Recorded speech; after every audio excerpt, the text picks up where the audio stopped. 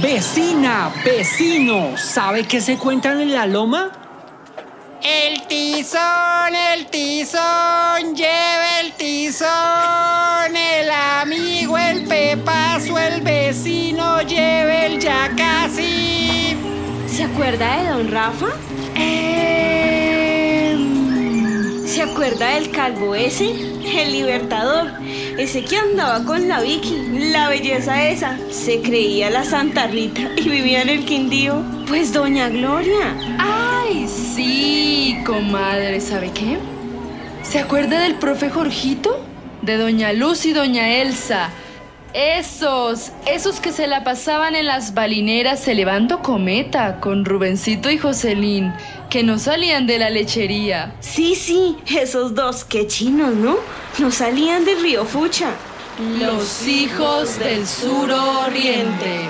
Esta montaña es nuestra, nosotros somos quien la habitamos, que si vienen a timarnos, parado estamos para agitarnos. Soy del olor del saúco, de la mañana y de la niebla, del frío insoportable.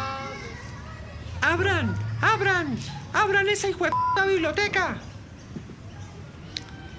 Así nos cuentan que en alguna ocasión, por los años 80, se encontraron los amigos de la biblioteca comunitaria Simón el Bolívar a un niño pidiendo a gritos que abrieran la biblioteca. Por eso, para este cuarto episodio, invitamos a los amigos de la Corporación Promotora Cívico-Cultural Sur Oriente para que nos contaran sobre su propuesta de promoción de lectura de textos y contextos en la comunidad del barrio San Vicente, a su vez de su apuesta de animación cultural e informativa a través de la revista El Tizón. Mi abuela lucha.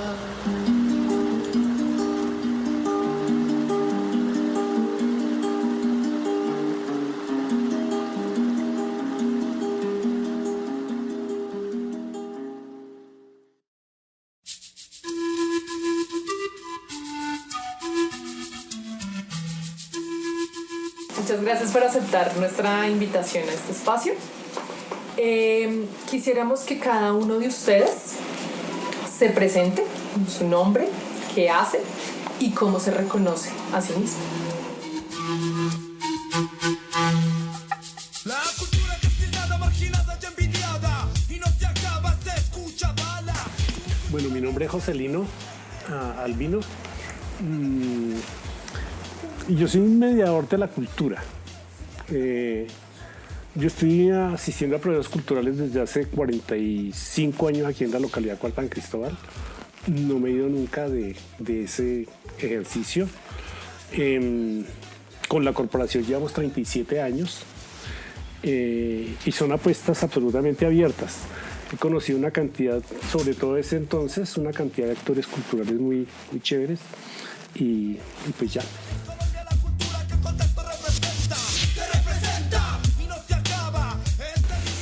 Bueno, yo soy Ana Adelina Amado, soy trabajadora social y antes de ser trabajadora social también fui trabajadora social. Y estaba aquí en Promotora desde, no sé, más de 30 años. Mi nombre es Andrés Javier Bustos Ramírez. Yo soy hijo de la promotora cultural. Nací y crecí en estas paredes de esta biblioteca. Ahora soy licenciado en idiomas, magíster en literatura y doctorando en ciencias de la educación. Y soy maestro y un hombre feliz de estar acá con la corporación.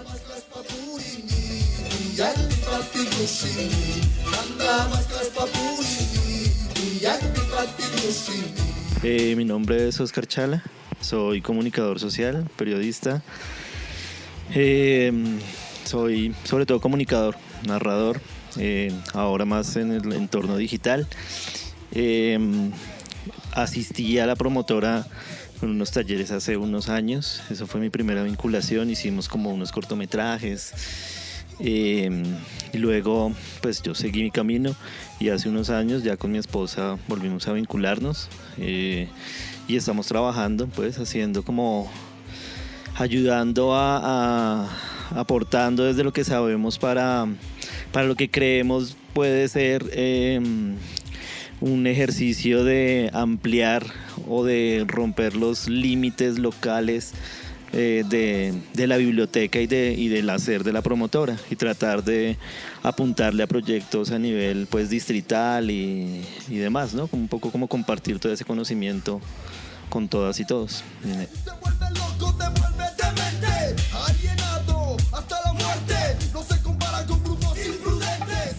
Hola, yo soy Angélica Rodríguez, yo soy pues muy reciente en la corporación, yo soy licenciada en Ciencias Sociales y Óscar es mi compañero. Somos como una familia que recibe la sabiduría y el conocimiento de la vieja guardia de la promoción de la cultura y el arte en la localidad.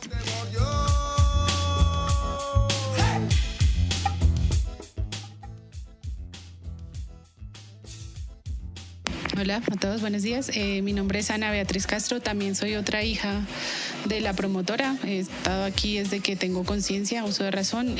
Inicialmente era participante en los talleres de teatro, en los festivales, en los talleres de lectura de cuentos en voz alta. Digamos que mi paso por la promotora ha sido fundamental. Ha, digamos que, trazado un horizonte en mi formación.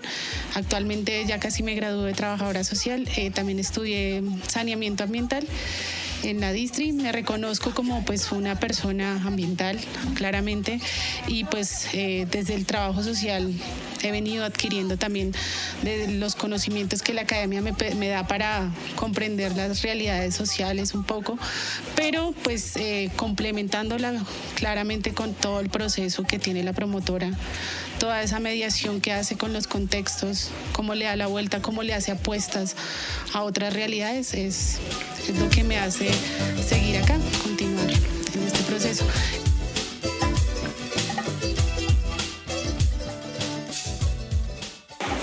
Quisiera que cada uno me contara qué razones le llevaron a ser parte de la organización. De alguna manera la forma que tenemos de contestarle es que estamos condenados a organizarnos a expensas del poder, a expensas de los diferentes poderes que tenemos nosotros encima. Entonces, cuando se trataba, por ejemplo, de niños, entonces uno veía el fenómeno y se movía casi que post festum. Si no es porque se queman esos niños en esa vivienda, no sabíamos nosotros que los niños los estaban dejando encerrados. Y entonces era necesario darle salida a eso haciendo y proponiendo jardines infantiles. Entonces, inicialmente no fue ni Bienestar Social ni ninguna de las instituciones las que se hicieron cargo de los problemas infantiles. Igual sucedía con los jóvenes. ¿Okay? Entonces, se animan diferentes tipos de procesos porque hay la demanda, la urgencia de hacerlo. ¿Sí? Cuando los índices de analfabetismos están supremamente crecidos, que fue un poco el fenómeno que primero me llamó la atención, pues era necesario comenzar los procesos de alfabetización. Y haciendo procesos de alfabetización con las metodologías primero de Pablo Freire y después de dimensión educativa, que es más o menos como el cordón umbilical, uno entra en contacto con la problemática más fundamental y más sentida que tiene la localidad cuarta y que tiene Colombia entera. ¿Sí? Entonces es una ausencia tremenda de procesos de educación lo que hace que de alguna manera estemos animando a esa serie de procesos. Pero queda un problema que es absolutamente gordo y grueso y deforme, que es el problema del arte y la cultura. Y cuando eso se da, entonces uno lo que encuentra es una cantidad de combos que son todos muy hermosos porque uno los ve más en función de cómo organizarnos en función de la vida para hacerle justamente el contrapeso a las opciones de muerte que el Estado presenta, que las políticas de Estado, que son muy racionales en torno a la muerte, generan. Entonces uno ve los dispositivos que comienzan a generarse entre pelados. Y eso es lo que hace de alguna manera que nos pongamos a convocar combo tras combo tras combo. Y en el lapso del 82 al 84, que es la primera cosa que se construye en el Tizón, fue una lucha bastante dura, ¿sí? Buscando los diferentes actores para juntarnos en función de, no era una sola cosa, eran diferentes cosas, porque los sueños de los pelados son todos diferentes, las maneras de interactuar son todas diferentes, las artes son todas diferentes, ¿sí? Y entonces uno encuentra las artes liberales, encuentra las artes disciplinares, pero también comienza a ver ahí lo incipiente de las artes urbanas, ¿sí? Y todas tenían que tener cabida, ¿sí? Porque el segundo nombre, la corporación, nos corporamos, es promotora cívico. El cívico quiere decir abrirse uno a darle inclusión al otro, ¿sí? Y el otro es el diferente. Entonces, ¿cómo es que me formo a través de ese abrirme para no ser dogmático, para no reclamar únicamente la porción que tengo? Eso de alguna manera hace y determina los estudios que tengo, que hice un poco o sea, terminé materia en filosofía, ¿sí? Porque de alguna manera es necesario aprender a formularse preguntas, que no es lo normal en la cultura nuestra, ¿sí? Entonces, ¿cómo es que hay que implementarla en los procesos? Es un poco a partir de ahí que comenzamos a trabajarla. Por eso las diferentes prácticas de la corporación tienen un poco el sello de estar abiertas, porque son preguntas, ¿sí? Y una pregunta que es contextual nunca se cierra. Y entonces eso nos lleva a abrirnos a las diferentes dimensiones, pero ya después nos detenemos en esa parte.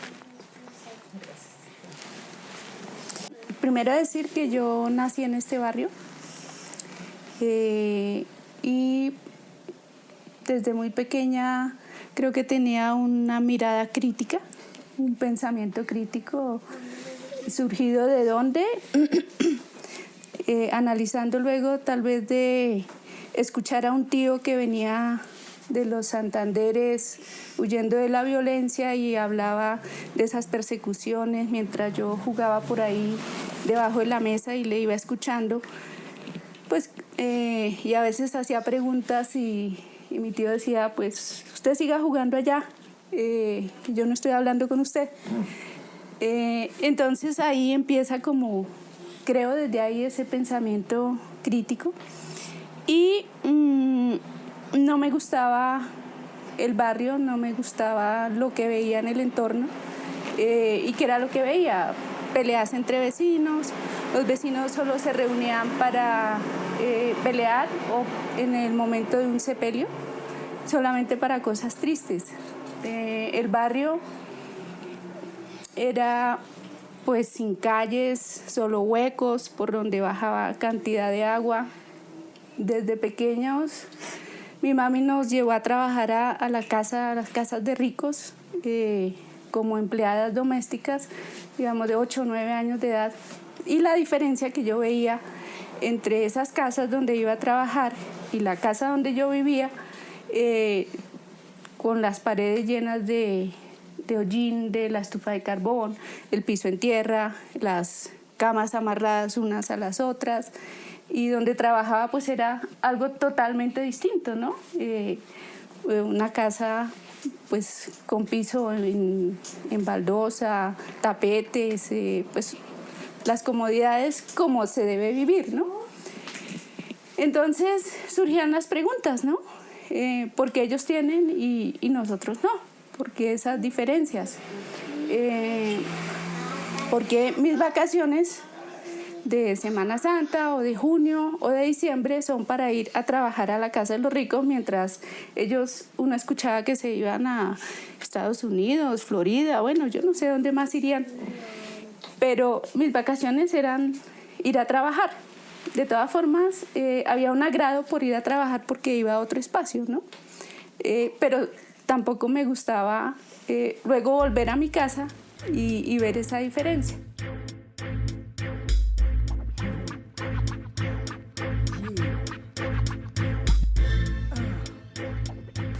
Luego de eso, pues empecé a crecer y un poco no quería crecer.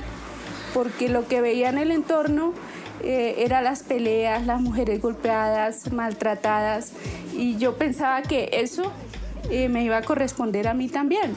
Y yo decía, si eso es para mí, si es la vida que me espera, yo no quiero crecer. Y me negué a crecer, tanto que tenía 16, 17 años, tenía un cuerpo de, no sé, de 10 años, de 8 años. En el colegio mis compañeras crecían, se formaron, se desarrollaron y yo no. 17 años y no me desarrollaba. Entonces, eso revienta en unos problemas psicológicos, con problemas epilépticos, y me llevan al médico y bueno, el médico dice pues tiene traumas, tiene atrasos, tiene baja de peso, bueno, una cantidad de cosas. En ese tiempo aparece, tengo yo más o menos 15, 16 años, y llega al barrio pues una familia, es Oscar con su familia, y ellos empiezan a hablar de teatro y conforman un grupo que se llama Puro Pueblo, y hablan de otras cosas, ¿no? Hablan de derechos humanos, de derechos de las mujeres, del teatro, y yo vi otra posibilidad, otra forma de vida para mí, y empecé a unirme a ellos, y empiezo con promotora en estos talleres. Cuando termino mi bachillerato, le digo a mi mamá que yo quiero estudiar danzas, y mi mamá dice, no, si es para estudiar eso yo no le ayudo más, si estudia otra cosa yo le ayudo. Yo les conté a los de la promotora que estaba en ese momento, Vicente, Clemente, Víctor, y les dije que yo quería estudiar danzas, y ellos entre todos reunieron plata y me dieron para mi primer semestre en los sótanos, ¿no? No eran los sótanos, en el Jorge Eliezer Gaitán, al fondo en los camerinos, ahí era la escuela de danza, y ahí entro a estudiar danza.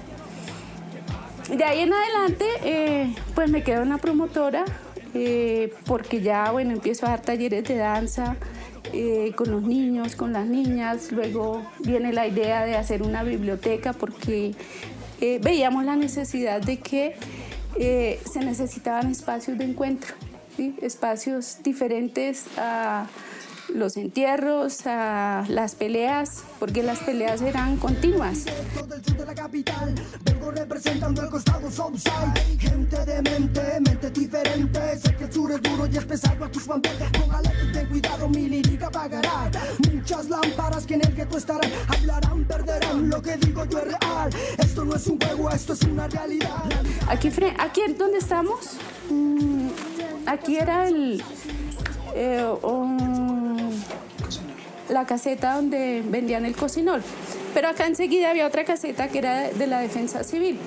La Defensa Civil se caracterizó en ese, creo que desde siempre, porque otro de los espectáculos grotescos y violentos era que se cogían un ladrón, algún muchacho robando por ahí, lo amarraban, lo traían a pata y puño por las calles y lo amarraban a estos postes aquí frente a la caseta de la Defensa Civil, lo amarraban, le tiraban agua, lo golpeaban todos, se creían con el derecho de darle pata y puño y reventarlo ahí amarrado, y era un espectáculo grotesco. Yo decía, pero ¿cómo es posible eso, no? Y era la Defensa Civil y la gente gritaba y aplaudía, y a mí eso no me gustaba. Pero era el corrillo, ¿no? Era lo que unía a la gente. No gratis está una biblioteca aquí hoy, donde posiblemente pudo ser el calabozo o, no sé, el sitio de torturas tal vez. No sabemos qué pasaba en esa caseta, ¿no? Después de que metían la gente allá. Entonces, todo eso, toda esa historia violenta de las mujeres golpeadas, los niños y niñas descalzos, sin alimentos, sin vestido, los derechos no existían, ¿no? Ni de niños, ni derechos humanos, ni menos derechos económicos, sociales o culturales. Entonces, todo eso en mi cabeza me hacía pensar que era necesario otra forma. Por eso estoy acá. El mundo entero, el tero en el guero, funky siempre va primero. Contacto en el guerrero, guerrero, cartel serio. En este momento desmantelaré tu casa. De malas para ti, vamos a ver qué es lo que pasa. ¿Qué pasa en la raza? Su letra ya la basa. Quiere disque venderla del gueto en la casa. Cantándole al gueto, más bien usted esté quieto. Sujeto modo poco por las tapas. Bueno, a mí me pasa un poco distinto porque yo soy de los que nace en empieza a crecer en este barrio ya cuando está montada la corporación. Entonces, bueno, desde muy pequeño me acerco acá. Ana Adelina fue mi primera profesora de danza. Después vinieron otras, ¿no? Estuvo Magdalena Parrado. Tuve como muy pocos niños en el mundo, creo yo, profesor privado de pintura, un gran artista, Chucho Galeano, Héctor Farfán. Los grandes artistas de la pintura de esta localidad me enseñaron desde pequeño cómo mezclar el agua con la pintura, cómo utilizar la brocha. Nos cogíamos las paredes de por acá del barrio y de otros barrios de la localidad para hacer murales, y ahí entrenábamos nosotros, esos eran nuestros lienzos. Tuve profesores privados de teatro. Yo sé que estoy diciéndolo de forma jocosa, ¿no? Ellos estaban acá para que nosotros tuviéramos acceso a eso.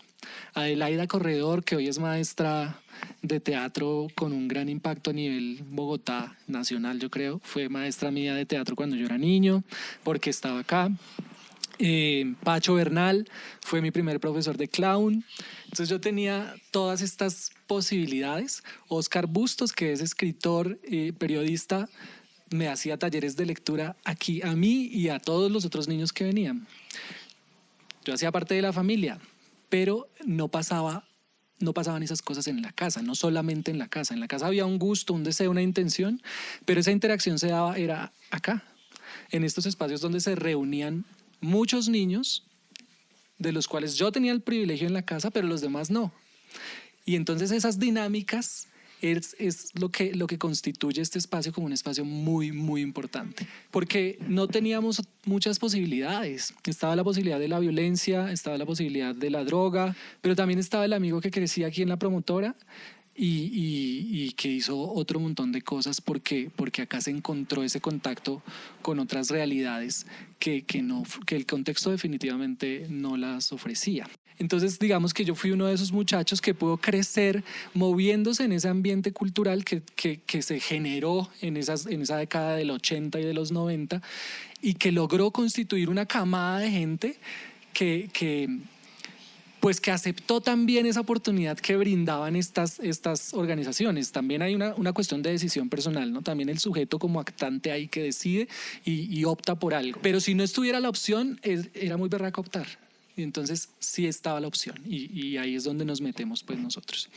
Me pongo en estas dinámicas culturales de la localidad, luego se me da la oportunidad de la universidad, me voy para la distrital, estudio lenguas, pero tengo ahí un run con el tema de la lectura, porque los procesos lectores que se generaron acá, de cierta manera son los que me ayudan a decidirme a ser maestro. Entonces estudio idiomas, porque me gustan los idiomas, pero también porque me gusta leer, porque me gustan las letras. Y entonces mi tesis del pregrado es sobre lectura. Luego tengo la posibilidad de irme a viajar, me voy a viajar a Estados Unidos y hago un voluntariado en Dayton con unas organizaciones de lectura para hacer, digamos, apoyo en procesos lectores con los migrantes. Personas que venían de El Salvador, personas que venían de Nicaragua, de Colombia también, y llegaban a una escuela donde no podían leer bien el inglés, pues yo entro allí y les ayudo con esos procesos de lectura, siempre con el tema de la corporación en la cabeza, ¿no? Como yo he pasado por esto en la corporación, yo sé cómo hacerlo y empiezo a aplicarlo allá en esos contextos. Me presento a una beca, me gano una beca para hacer una maestría en los Andes, hago una maestría en literatura. Y mi tesis de maestría en literatura es sobre los procesos lectores que se desarrollan en la corporación. Entonces empiezo a tratar de teorizar la cuestión, de entender cómo es que esos procesos lectores que suceden acá al interior de la corporación pueden tener un impacto en el sujeto para llevarlo a percibir la realidad de determinada forma y en esa medida actuar en la realidad de esa manera. Entonces ya en ese proceso regreso, estoy con Joselino, con Ana Adelina, y con más personas nos ponemos a pensar cómo es que es ese impacto en la sociedad y empezamos a hacer ese ejercicio de teorización que un poco explica o trata de explicar, intenta hacerlo sin lograrlo probablemente, digamos, ese impacto que tienen esos procesos lectores en el contexto cercano de la localidad, digámoslo así, o del barrio. Entonces, digamos que ¿por qué estoy? ¿Por qué me quedo? Pues porque también esto me dio a mí una posibilidad de entender la realidad y de entenderme a mí. Me ubica todavía, me sigue poniendo allá en un lugar de enunciación desde el cual yo puedo decir, bueno, yo estoy constituido por esto, yo me explico así, desde aquí me paro, desde aquí hablo y evidentemente trato de comprender la realidad desde otras perspectivas, pero con una base fundamental que me la dio la promotora cultural.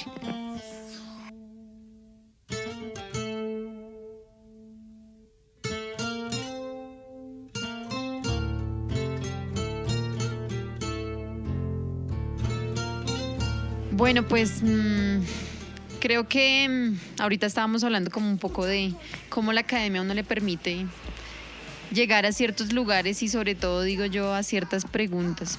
Yo le decía aquí a los compañeros, compartía que la academia a mí me ha permitido entender muchas cosas de mi realidad personal, familiar, pero pues eso está todo totalmente ligado como a la realidad del país, ¿no? Mi familia ha sido una familia, un contexto marcado por la violencia. Mi familia es de origen campesino, desplazados, hemos migrado como a 4 lugares distintos y en todos esos lugares a los que migramos, este fue el último, Bogotá. Si no es por esa migración, pues finalmente creo que yo no accedo a la universidad. Mi familia, pues es una familia numerosa. Y la única que logra ir a la universidad y como entrar a ese mundo de la academia soy yo, que soy la número 7 de mi mamá.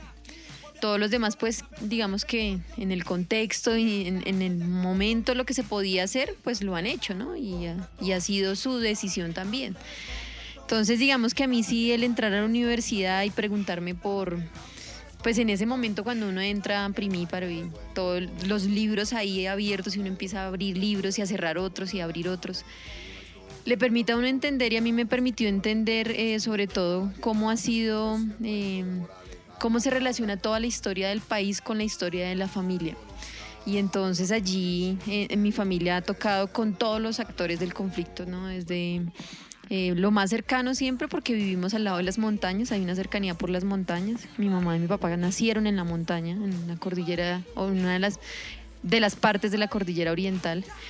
Y allá lo que había era guerrilla, la guerrilla de las FARC, entonces la cercanía, una dimensión muy humana de la guerrilla. Entonces pasaba, ¿no? Entonces hablábamos, mis recuerdos de mi infancia es hablar con uniformados de las FARC y ellos decir, es que esto hay que cambiarlo y toda esa historia que ellos le metían, lo dicen, ¿no? A la gente, a los campesinos. Y luego la cercanía siempre estuvo ahí, pero entonces ahora mi familia sigue viviendo en un lugar supremamente permeado por el conflicto. Ahora en el lugar en el que están está permeado de fuerza pública y de paramilitares y todo el narcotráfico. Entonces digamos que para mí entender todo eso me ha permitido acercarme a la academia y llego pues a la universidad y bueno, hago como muchas cosas y siempre el interés ahí por entenderlo, por comprender, por entender socialmente lo que somos y eso cómo nos constituye a nivel individual, ¿no?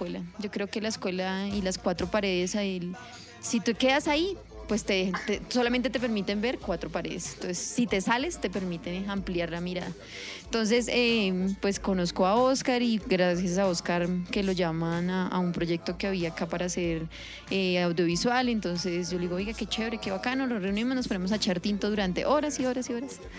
Y en esa echada tinto pues resultamos como vinculándome yo al proceso y sobre todo en la labor de relación de la escuela con la promotora. Entonces yo empiezo a motivar a mis estudiantes y resultan llegando muchos pelados, muchas peladas a este espacio, a los talleres de audiovisual, a las expediciones por el territorio, a entender el primer taller que hicimos con estos pelados es cuál es la cicatriz que usted tiene en su cuerpo y eso que narra de usted y de su historia. Entonces los pelados se quedan, chicos que consumen, ¿no? En el colegio, pero empieza una relación súper distinta. Entonces me doy cuenta de que hay una labor enorme de conectar con el mundo local a la realidad de la escuela, ¿no? Que en la escuela te ponen a llenar el cuaderno y sí, diga qué es la localidad, vaya y pregúntale a sus abuelos de la historia, pero realmente salir y explorar la localidad es algo que le falta mucho a la escuela.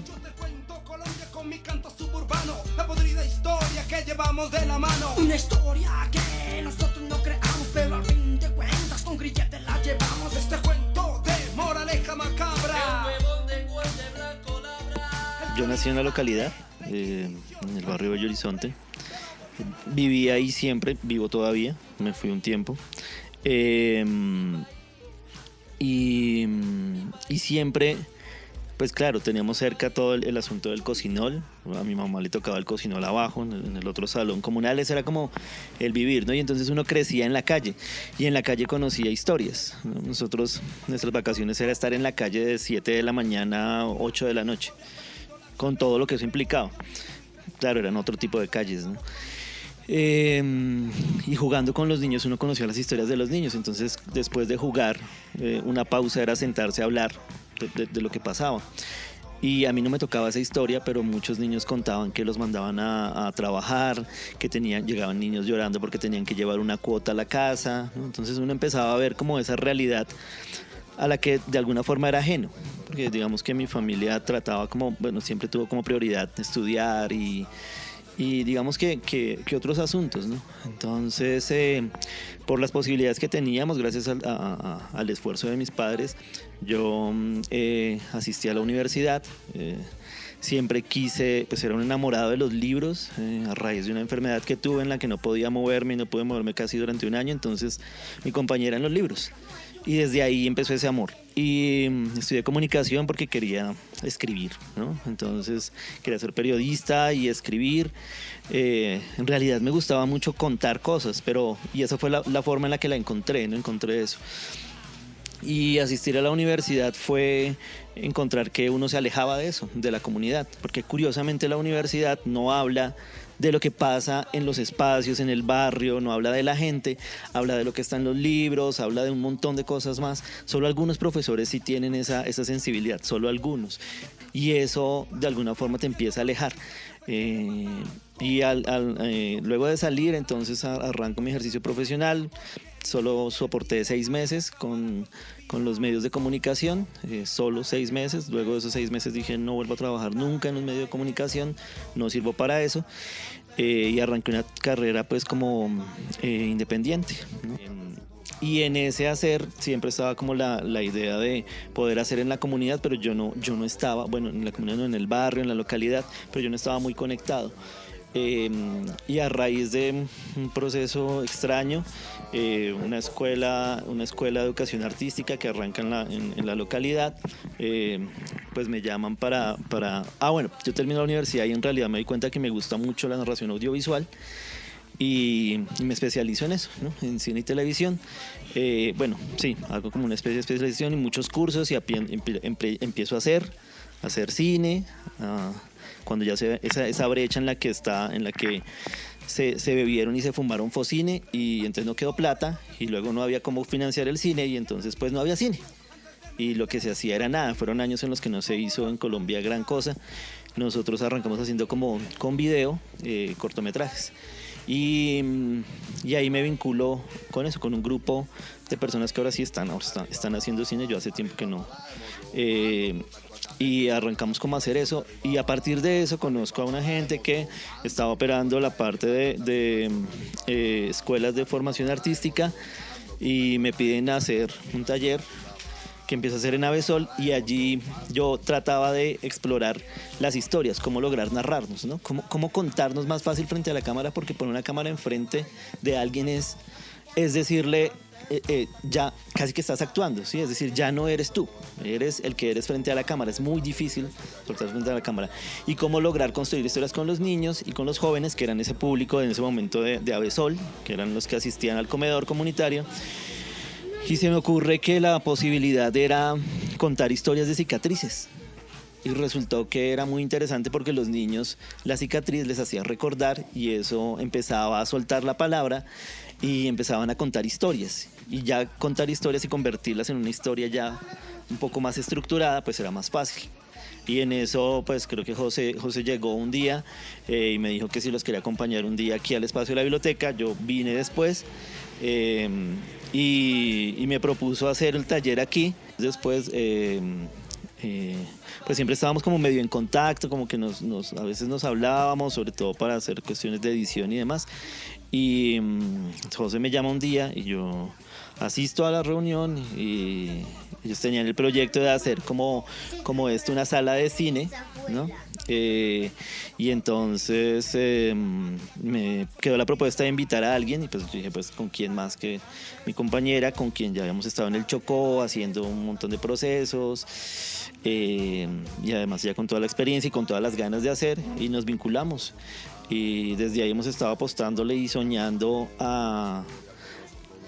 ante los problemas de la biblioteca, los problemas los intentos de desalojo, de destrucción, la quema de la Casa del Viento y demás, pues como que la propuesta es hay que expandir las paredes de la biblioteca y de la promotora, hay que llevar todo ese conocimiento que ellos durante muchos años han logrado ganar, hay que llevarlo más allá, y entonces hemos estado en ese proceso de buscar financiación, de tratar de movernos mucho más allá, y en eso es en lo que estamos.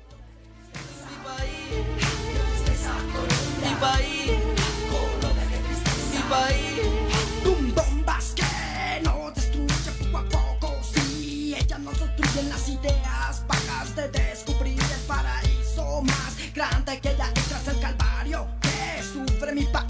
Por eso te aconsejo también que analices tú antes de meter y no termines como los maricas. Como yo lo mencioné inicialmente, yo crezco en el barrio, toda mi formación ha sido a partir de estar acá, de presenciar todas las prácticas culturales que ya la promotora ha tenido, pero también pues reconozco como ciertas habilidades, capacidades propias, una sensibilidad enorme frente a la injusticia, he tenido la sensibilidad también en torno al ambiente, en torno a los animales. Entonces hay algo muy, muy ya íntimo, personal que me caracteriza y pues que se potencia, digamos, también, y que desarrollo en mi paso por la promotora.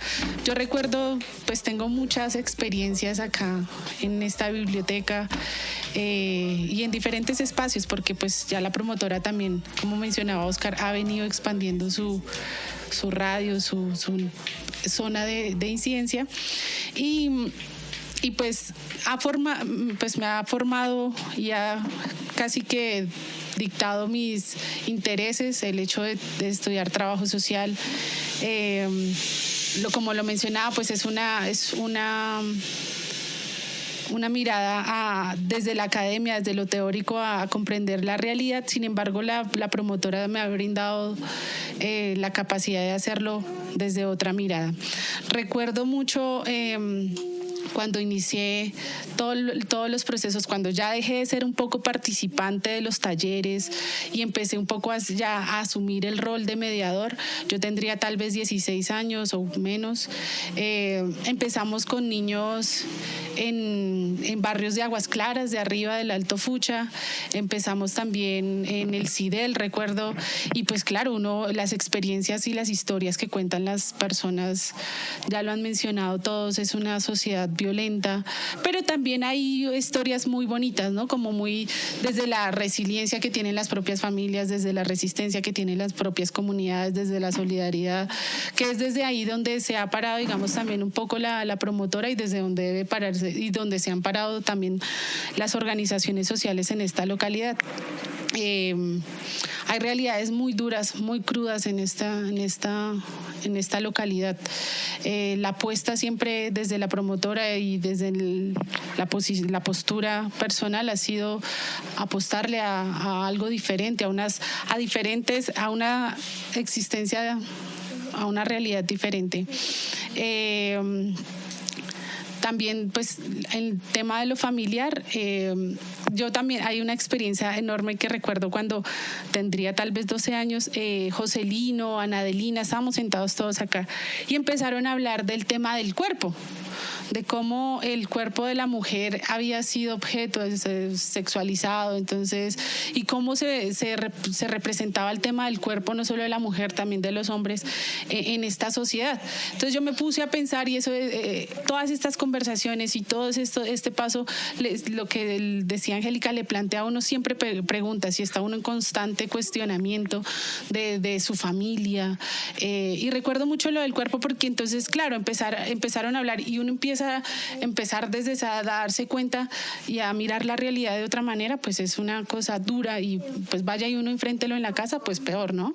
Si bien mi familia pues no ha sido, no ha sido, digamos que uno puede enmarcarla de una familia violenta, ¿no? Se han presentado, pero temas como los que se tratan acá o los que no en la casa no eran tematizados, no eran tocados, ¿no? Mi familia es una familia donde mi mamá es la que manda, mi mamá es la figura paterna o de hombre no ha estado muy presente, mis hermanos mayores no tienen mando sobre nuestra, es un matriarcado, como dirían, eso también es una mirada bonita, claro, no, mi mami sola le tocó sacar un poco de hijos adelante. Y pues bueno, ahí digamos que nacen ya las otras generaciones, mis sobrinos, y pues desde lo que uno es y se constituye como persona, pues uno intenta transformar un poco, invitarlos a ellos a que hagan parte de esto, a que hay otras posibilidades de existencia. Entonces Kate ha sido como esa hija que no, pues yo en mi postura no quiero tener hijos, y Kate ha sido como ese experimento para mí, porque ella ha estado muy cercana, y ella también es una persona que tiene características y cualidades, que esa sensibilidad por el mundo, que pues hay que agarrarla y hay que decirle, es por este lado, o hay esta gama amplia de mundos para que ella decida. No es enmarcarla en un solo ámbito. Desde la academia, pues ya, yo recuerdo mucho también que cuando en los dibujos que hacíamos acá, yo quería estudiar política, porque claro, cuando el 2005 yo tendría tal vez ya unos 15 años y estaban con el tema de Gaviria, del polo, se me olvidó el nombre de este sujeto del polo, Aurelio. Entonces, claro, yo empezaba a ir a las reuniones y yo decía, yo quiero estudiar política, pero no. Después en ese estudio saneamiento ambiental, y luego digo, no es por el lado de la política que quiero realmente irme, es por el lado del trabajo social. La experiencia que tiene Ana Adelina es un poco parecida, o sea, uno intenta ve lo que hay en el mundo y no le gusta, y uno intenta comprenderlo, pero también intervenirlo y transformarlo. Entonces, la promotora me brindó unas bases fundamentales, la academia me brindó otras, ahí uno puede realizar también una mirada crítica desde la academia, se ve el sujeto social y se ven los sujetos, bueno, es el que tiene el problema, el que hay que solucionarle su problema, tal vez desde la mirada asistencial. Hay otras apuestas claramente desde la academia, pero en su mayoría se reconoce al sujeto como lleno de problema, como el que hay que ayudarle con su problema, pero no desde una intervención más transformadora, más estructural. Y nada, pues ahí he estado en ese proceso, en este lindo proceso, porque ha sido lo que decía Angélica, le muestra a uno como esa gana de vivir, porque esta realidad es dura, de verdad. Yo creo que a cualquiera le genera depresiones fuertes, desánimos, uno dice continuar. Pero pues las apuestas son muchas, y pararse uno desde lo diferente, desde lo alternativo, es lo que lo mantiene a uno bien, con esperanza.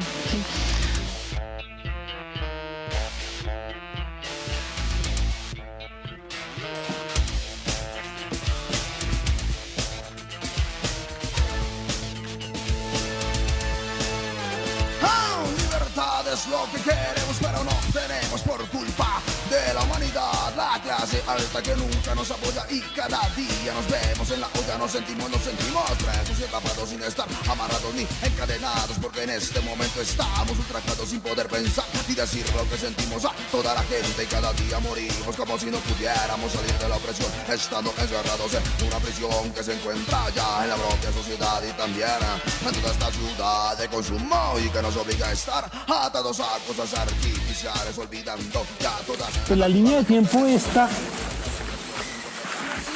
refleja la primera parte, que es la primera práctica cultural que intenta como organizar los 50 combos que nos armamos en el proceso de la corporación.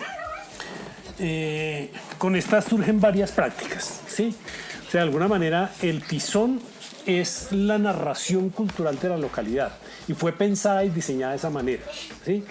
Pero también fue pensada como una práctica lectora y como una práctica escritora.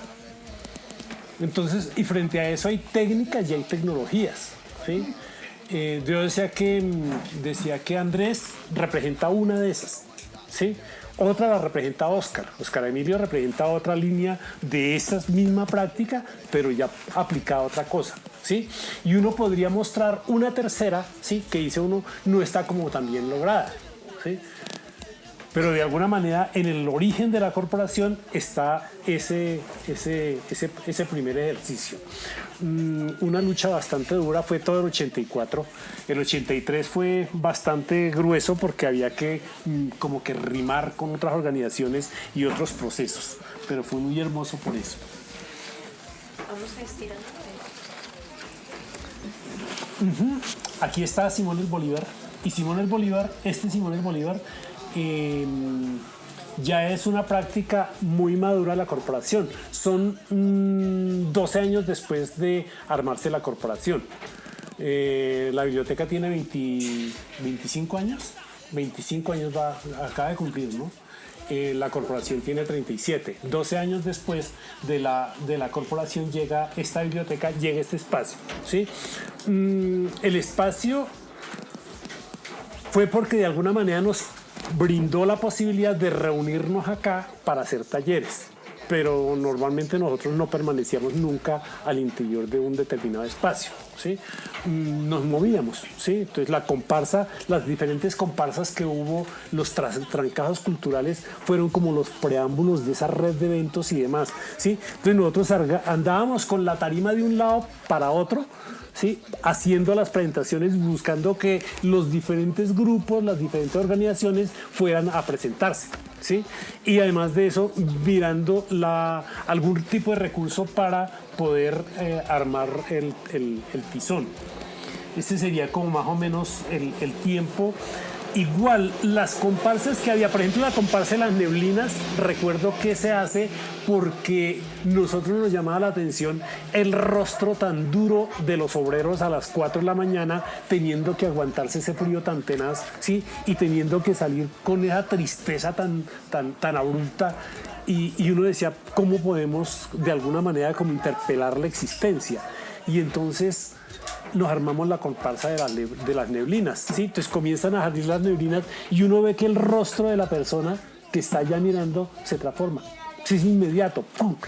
Entonces ahí ya surge el embrión de una práctica cultural diferente que es cifrada en clave de arte, ¿sí?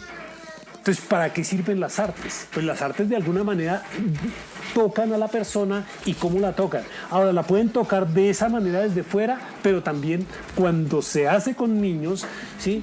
La toca de otra manera, ¿sí? Está trabajando, por ejemplo, ahora con Inti, con Itza, haciendo las manualidades. Le dice a uno casi que el nivel de desarrollo ahí están metidos en otras cosas, ¿sí? Van, miran, ¿sí? Y vienen, y entonces cómo es que hacen con colores, intentan hacer con colores lo que se encuentran, ¿sí? Intente describirme a qué huele el barrio. Es una de las cosas más preciosas que hay, ¿sí? Bueno, sería como la segunda. Aquí son como las primeras cartas que se mandaban y demás. Estas son las invitaciones a los festivales. Los festivales son espacios de encuentro, ¿sí? Es una práctica cultural de la generación de espacios de encuentro. La biblioteca es un espacio de encuentro. ¿Cómo encontrarnos? Porque es que ahí es el problema de los puntos de partida. Si estamos en una sociedad violenta, es una sociedad de desencuentros, ¿sí? O sea, el punto de partida, iniciar nosotros pensando que hay una cosa ya que comparte valores, ¿sí? Eso no es transparente. Esas son gafas que le muestran a uno, de alguna manera le llegaron y son opacas. Porque uno lo que ve en lo concreto es otra cosa diferente. Entonces, el espacio de la biblioteca es un espacio de encuentro. El espacio del festival es un espacio de encuentro. Son festivales que se van haciendo, ¿sí? Y son las invitaciones, ¿no? Porque de alguna manera, para que la gente, hay determinadas personas que hay que seducir para que vengan, ¿sí? Entonces, por ejemplo, si voy a invitar a Genoveva Iriarte, estuvo acá. Genoveva Iriarte era la directora del Instituto Cara y Cuervo, ¿sí? De las sociolingüistas número 1 en el país, ¿sí? Ella. Y entonces yo decía, yo quiero que ella venga. ¿Y por qué? Porque de alguna manera tematizar en la academia las prácticas culturales es fundamental. De alguna manera es el diálogo que se tiene con el pensamiento, con la academia, para poder llevar a cabo determinado tipo de discurso. A eso en este momento se ingresa de otras formas, ¿sí? Lo ingresa ya pueden ser porque los pelados están crecidos y entonces están yendo a la academia haciendo sistematización de prácticas y experiencias y demás, pero no siempre se encuentran esas interlocuciones. Entonces recuerdo, por ejemplo, que en un momento determinado, 2006-2007, nos acercamos al Centro de Estudios de Género de la Universidad Nacional a hablar con Florence Thomas, ¿sí? Y Florence Thomas se negó a venir, dijo, no, yo no voy porque son cajas negras, ¿sí? Que yo no conozco. Sí, y casi creo que utilizó la palabra miedo, ¿no? Me dan miedo. Ella se negó a venir, ¿sí? Y entonces uno dice, pero esta gente tiene algo que aportar, que decir en torno a las violencias, en torno a la violencia de cuerpo, en torno a la violencia femenina, pero no lo hacen, ¿sí? Entonces dice uno, bueno, miremos a ver cómo de alguna manera es necesario traer ese determinado diálogo, abrir la discusión, porque esa discusión es fundamental. Sin esa discusión no atravesamos nosotros el malestar social para ver si hay la apuesta posible de la convivencia un día, ¿sí? Entonces un poco es el tipo de generación de espacios de encuentro que hay. Estos son festivales, ¿sí?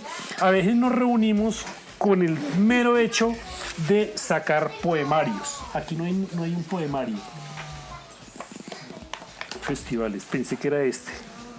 Entonces el poemario, pues nada más porque es necesario aprender, tener la sensibilidad, la destreza desde diferentes ángulos para abordar diferentes tipos de elementos, de problemáticas, de ejercicios y demás. Aquí ya hay otra práctica que es justamente esta que tiene que ver con la mediación de las artes, ¿sí? Y entonces ya desde dentro cómo comenzamos nosotros a trabajarla con niños. Entonces decimos, aquí agarramos nada más las disciplinares, ¿cierto?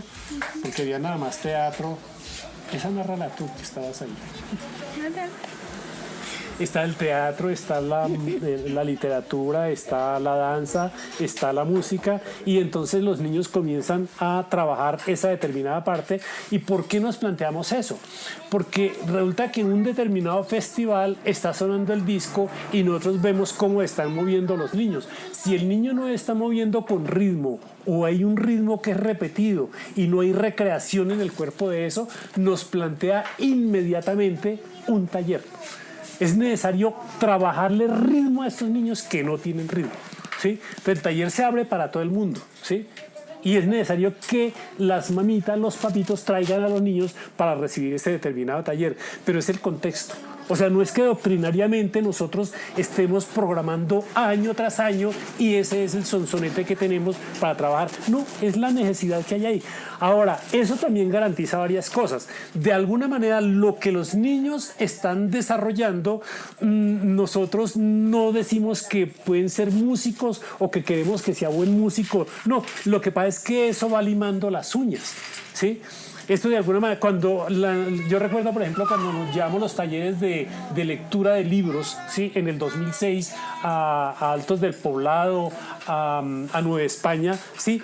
Los niños les brillan los ojitos cuando nos ven con libros y entonces vengan a ver el primer como encontrarse con los libros es antes de encontrarse de ellos con su aseo de cuerpo. Entonces llegaban niñas que con la misma ropa que habían jugado el día anterior se acuestan y al otro día se levantan, la mandan por el pan, nos ven, se vienen y uno los ve, las manitas no se las han bañado, ¿sí? Sus cuerpos están descuidados, entonces decimos, ahí lo primero que hay que hacer es una intervención de cuerpo, ¿sí? Y enseñarles que el encuentro con el papel, con el libro, pues tiene un ritual. Y ese ritual es que llevamos el agüita, llevamos jabón y llevamos toalla y entonces le enseñamos a bañarse sus manitas, a bañarse su cara, ¿sí? Y a tener ya como la primera relación. Y ya después de eso, entonces pues con los diferentes procesos de lecturas, con los diferentes procesos pues después de narrativas que hay sobre cuento y demás, de pinturas y demás. Eso se hizo a partir de mirar contextos, ¿no? Y de querer sacar procesos a otro lado, pero sobre todo y fundamentalmente tener abiertas las perspectivas esas de diálogo con el mundo, ¿sí? O sea, yo tengo capacidad crítica no cuando leo solamente el fetiche llamado libro, sino que la tengo cuando estoy leyendo el texto como muy de carne y hueso, como muy concreto que hay, ¿sí? Libertad es lo que queremos, libertad es lo que no tenemos, libertad es lo que queremos, libertad y no la tenemos, libertad es lo que queremos, libertad es lo que no tenemos, libertad es lo que queremos, libertad y no la tenemos. No, la biblioteca, ¿por qué nace? Nace por un espacio, la necesidad de un espacio de encuentro. Inicialmente pensábamos, sí, no hay un lugar donde los niños se reúnan o estaban en nuestras casas buscando libros para consultar tareas. Entonces, pues nos dimos a la tarea de fundar la biblioteca, pero cuando ya está este espacio que inicialmente fue solo de aquí para acá, media biblioteca, empiezan a llegar niños, niñas, adultos, mujeres, pero no venían tanto a leer, querían hablar.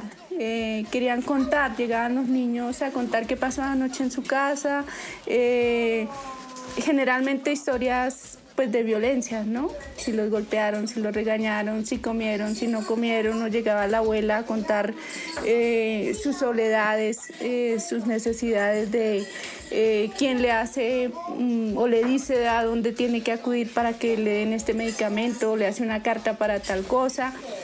Entonces yo me sentía aquí como en un consultorio psicológico, porque los niños entraban, venían, iban, las mujeres también a contar.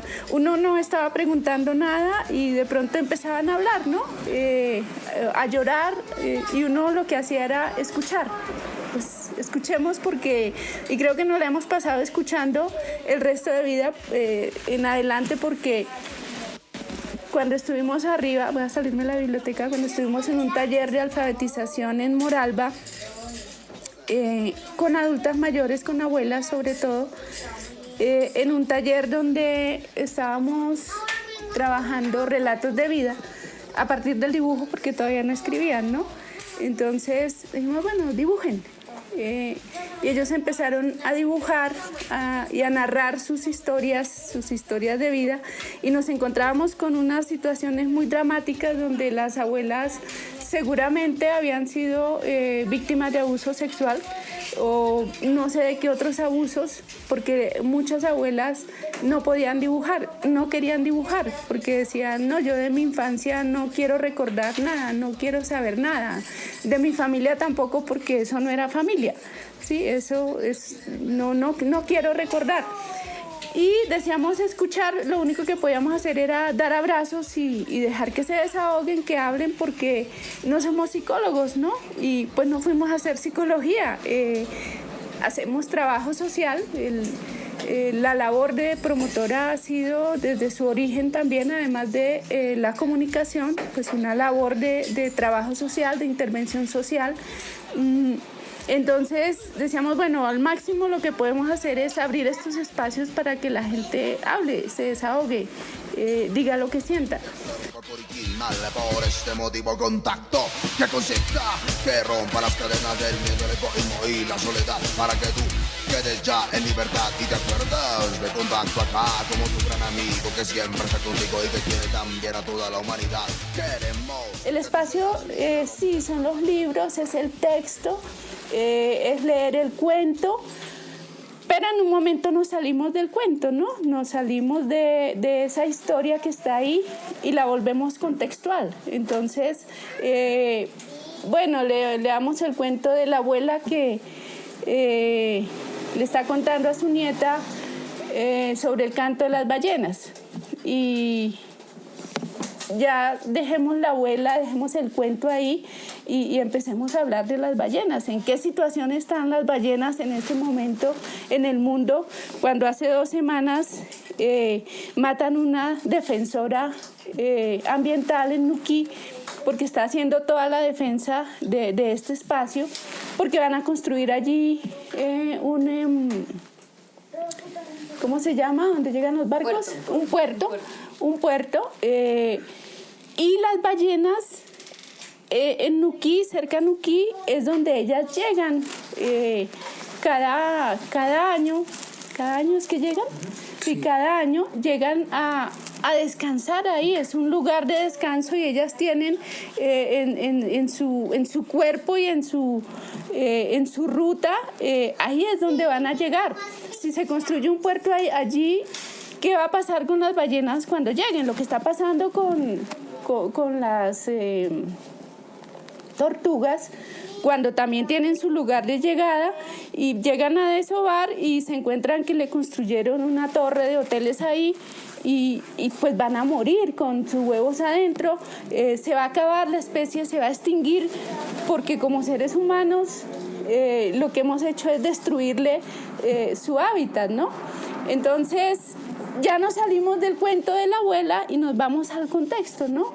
Es como la metodología que hemos trabajado desde promotora, cuando dijimos la biblioteca sí es este espacio físico, pero lo que hay que leer está por fuera de estas 4 paredes, ¿sí? Es un lugar donde podemos encontrarnos, pero las lecturas están en cada persona, las lecturas están en los territorios, la lectura está en el medio ambiente, está en la montaña, es donde tenemos que ir a hacer esas lecturas y mirar, pasar de la reflexión a la reflexividad y decir cómo este fenómeno que está sucediendo aquí me afecta también a mí, ¿sí? Cómo eso traspasa mi vida y la vida de los otros. No, que a mí me parece importante reflexionar sobre el tema del papel del libro, porque si bien hay una búsqueda por alejarse del libro, también hay una búsqueda por comprender cómo es esa función del libro y qué es lo que pasaba con ese tema de la lectura aquí en voz alta, como se hacía cuando yo era un niño. Y entonces ahí hay que decir inicialmente que los seres humanos estamos determinados por lo que comprendemos de la realidad. Entonces nosotros vemos la realidad que nos ha vendido la sociedad históricamente. Por ejemplo, nosotros comprendemos que es correcto pegarle a la esposa porque el abuelo lo hizo, porque lo hizo el tatarabuelo, porque el papá lo hizo, y uno comprende que eso es correcto.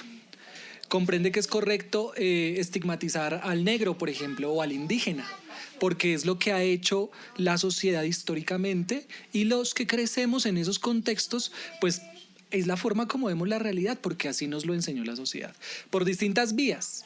Puede ser una de esas vías los libros. Los libros nos pueden enseñar también cosas que son equivocadas. La televisión, los medios masivos, la interacción con las personas aquí en la calle, el amigo, el amigo que está en la familia en la que pasan ese tipo de cosas y le dice a uno, a mí me lo dijo algún amigo cuando yo era un adolescente, ¿y usted cuántos años lleva con su novia? Tantos. ¿Y ya cuántas veces le ha pegado? ¿Cómo así? Pues es que eso toca, porque si no, se coge muchas alas. Pero ¿cómo así? Si no está la biblioteca para entenderse la realidad desde otra óptica, pues entonces uno sigue comprendiendo la realidad así y la sigue reproduciendo. Ahí, digamos, el problema no es solo cómo el sujeto comprende la realidad. Ahí hay un primer problema, y es que el sujeto comprende la realidad de una manera particular. La comprende así porque así lo aprendió socialmente. Pero uno actúa a partir de esa comprensión. Entonces la comprensión tiene una relación directa con la acción. Fuera que se quedara solo en la comprensión, todo bien, pero tiene una relación directa con la acción. Yo no le puedo pedir peras al olmo. El sujeto es así comprendió la realidad, así actúa frente a la realidad. La cuestión aquí es que esas comprensiones de la realidad no están dadas, no son naturales. No pertenecen al sujeto porque viene así naturalmente, porque las aprendió. Y entonces ahí está la tensión de la que probablemente hablaba Joselino. Esto es un campo en disputa. El campo de la lectura, el campo de la cultura es un campo en disputa. La cultura en general, ¿no? Hay muchos autores que lo mencionan así. Nos han hecho creer que la lectura es algo para observar, para comprender, para admirar. Pero no, en esa medida también nos hacen entender que no es posible de ser cambiada. Si nosotros vemos los procesos, la cultura como procesos culturales, y ahí viene el tema de la utopía, empezamos a entender que pueden ser alterados. Si comprendemos la cultura como un abstracto, como algo que está dado, no lo podemos cambiar. Entonces a nosotros nos han dicho que las cosas son así, la cultura es así.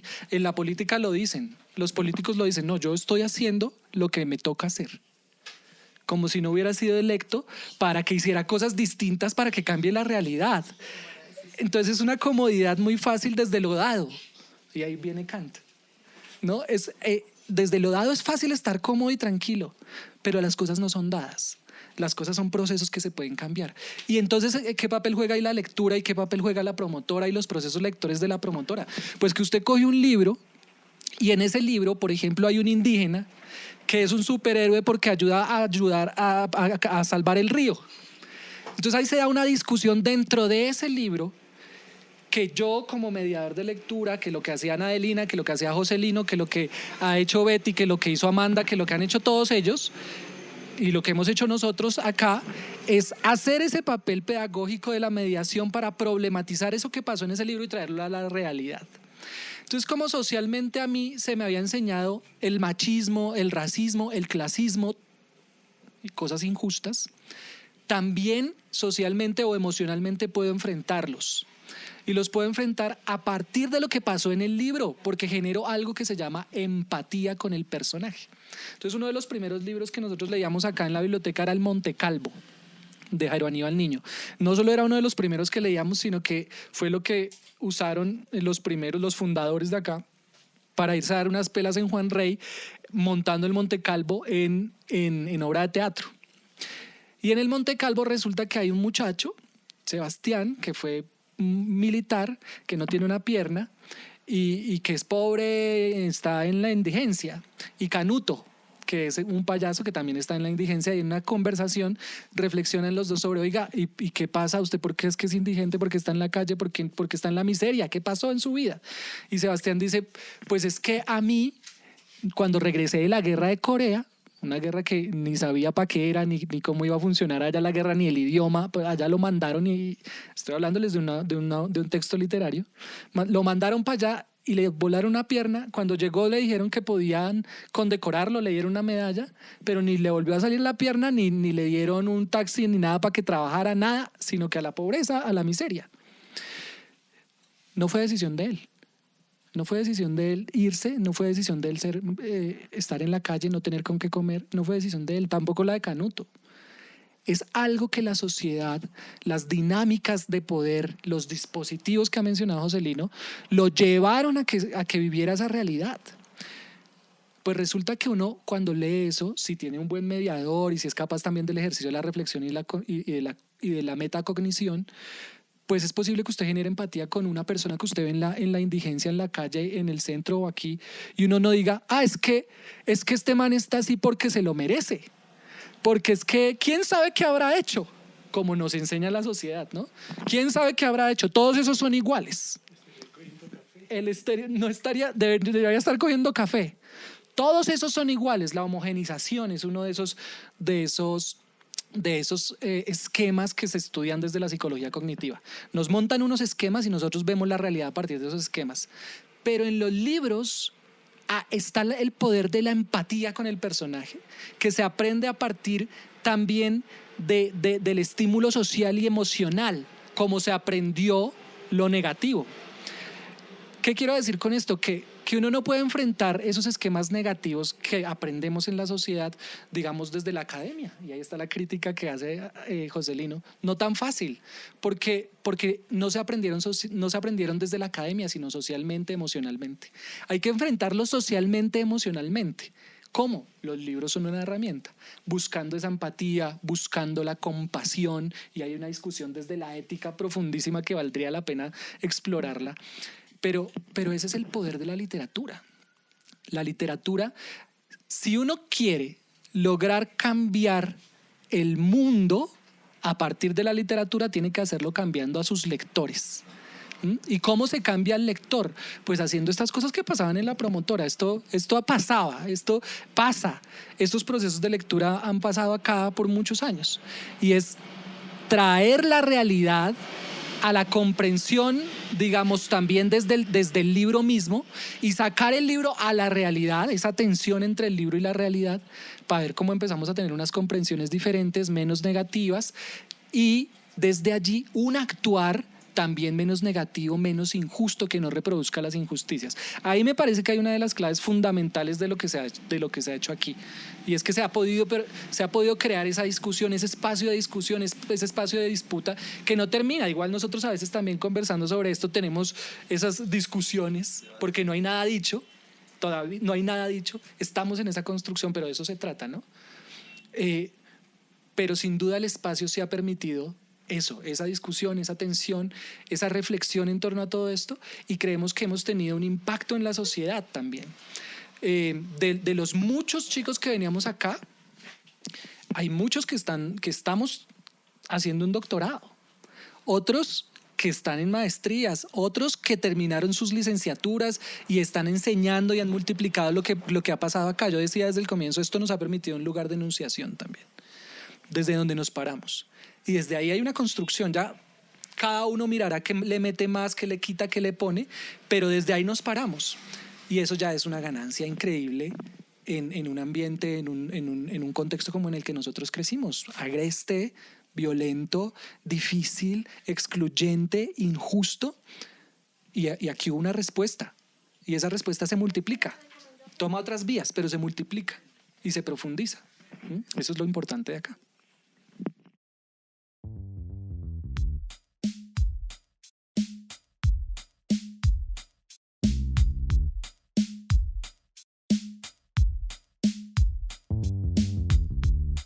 ¿Cuál consideran que es su legado a la cultura y a las nuevas generaciones y a las nuevas organizaciones, como sujetos y como organización?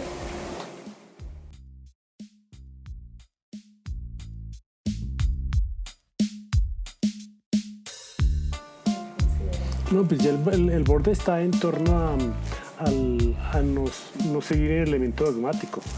O sea, si nosotros vamos a la academia, si nosotros vamos al credo, si nosotros vamos a toda una cantidad de elementos que están ya como corpus determinado, y que de alguna manera la oficialidad dice ese es el cuerpo de la sociedad, ¿sí?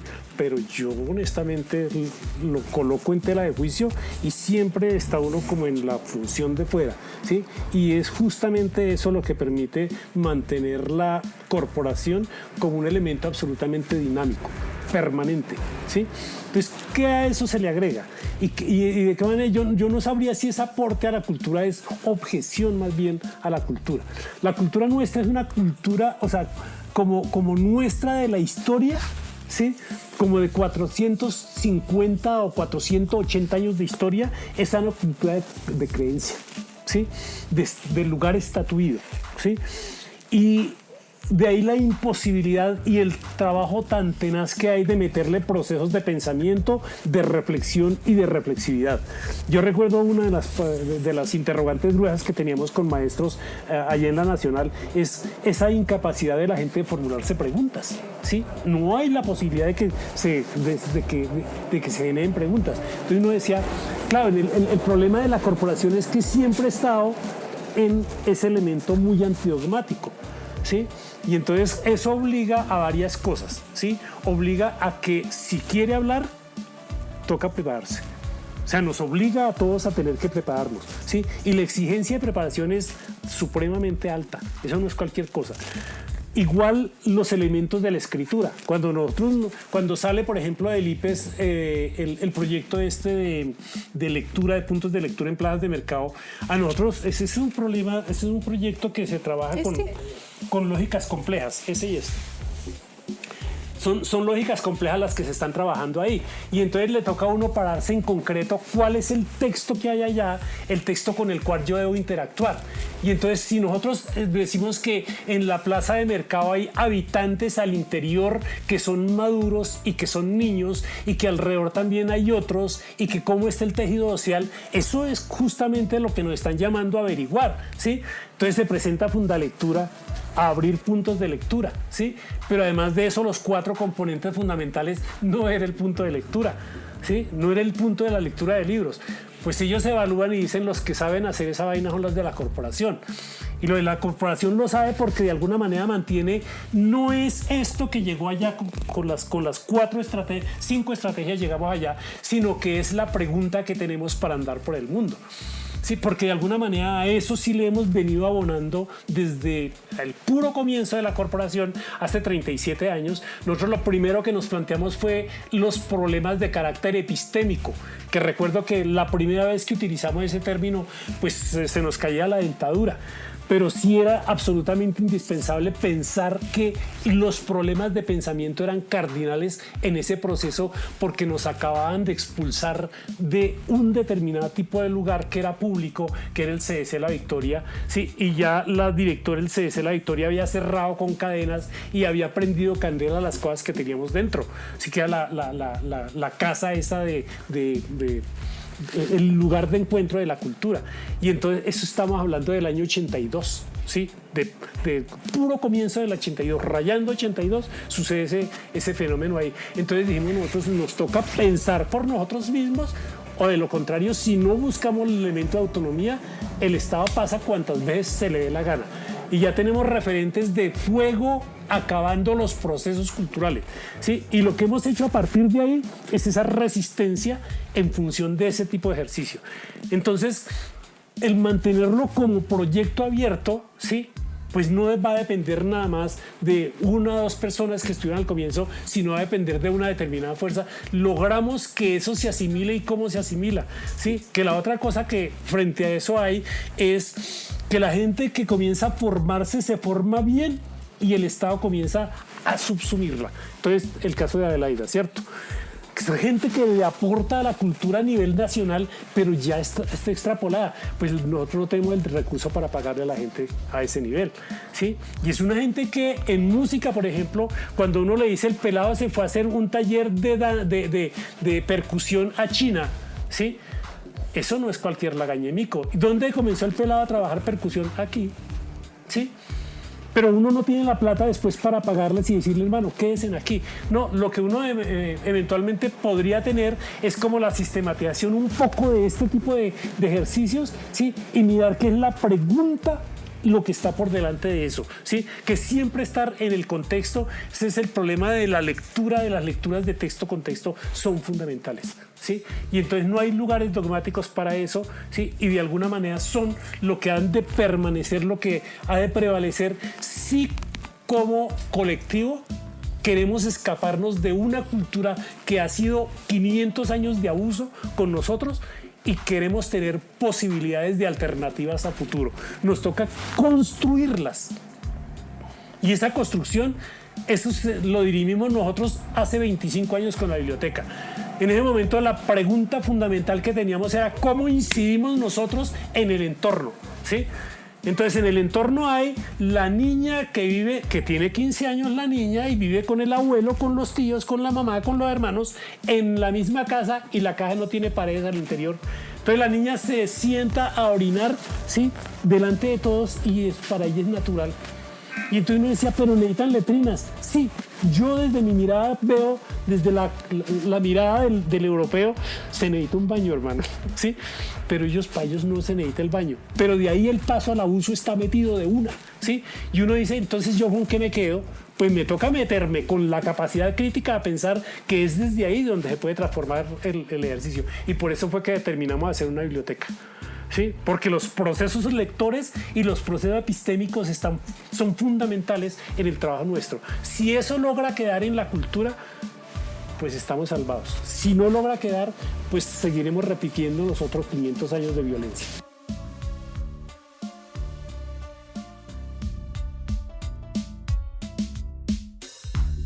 La organización social pues es un legado, ¿no? La importancia y la necesidad de organizarse cuando estamos solos en un territorio, cada familia con su problema, con su necesidad, con sus preguntas o con sus comodidades, ¿no? Cada uno solos pues genera la indiferencia, ¿no? El no me preocupa y es un poco a lo que nos han acostumbrado, ¿no? Cada quien resuelva sus problemas y mire cómo sale adelante con su familia, con sus hijos solo, pero cada quien. Y lo que hemos dicho no es cada quien, debemos ser todos, ¿no? Porque cuando nace mi hija, yo tengo 22 años y cuando yo la miro ahí en el Hospital de la Victoria, era muy serena y muy tranquila y los ojos grandes, abiertos, mirando para todo lado. Y las preguntas que me surgieron a mí ahí en la cama de hospital es ¿qué mundo tengo yo preparado para ella, ¿no? ¿A qué mundo la traje? Y porque lo que veía era peligros, lo que veía era desconfianzas. Yo decía, pero a diferencia de algunos animales como los pájaros, por ejemplo, que se preparan antes su casa, su nido para traer a sus hijos, casi que en nuestra cultura no. Los hijos llegan, no se planean en muchos casos, ¿no? Son muy pocos los casos de los hijos planeados, tal vez ahora más, pero en nuestro momento no, porque de eso no se hablaba, ¿no? Era prohibido, era hablar de lo sexual y de si yo quiero tener hijos, no, eso no son temas de los que se hablan en la casa ni de que se pone ahora un poquito más, pero en nuestros medios, en nuestros estratos, muy poquito, ¿no? Entonces, cuando yo la veo ahí, yo digo, bueno, ¿a qué mundo lo traje? ¿Qué tengo preparado para ella? Nada.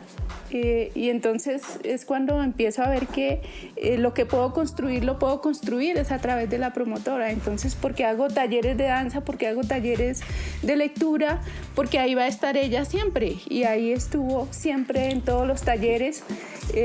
No optó por ser una artista, ni es una literata, ni escribe, optó por los deportes, pero tuvo la posibilidad de explorar, ¿no? De mirar, de conocer, de saber, de relacionarse con los niños haciendo una cometa, buscando la arcilla, leyendo un cuento.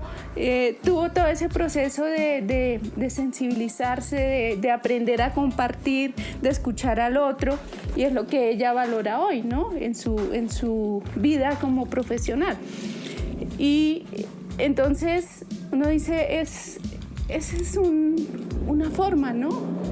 Organizarnos, escucharnos, salir de las casas, encontrarnos en la calle, mirarnos a la cara, saber qué tiene el uno, qué piensa, qué sabe, cómo hace sus cosas, qué tiene para aportar, cómo construir ese territorio y cómo un día llegar a ver si logramos construir ese concepto, ese término que se llama la común unidad.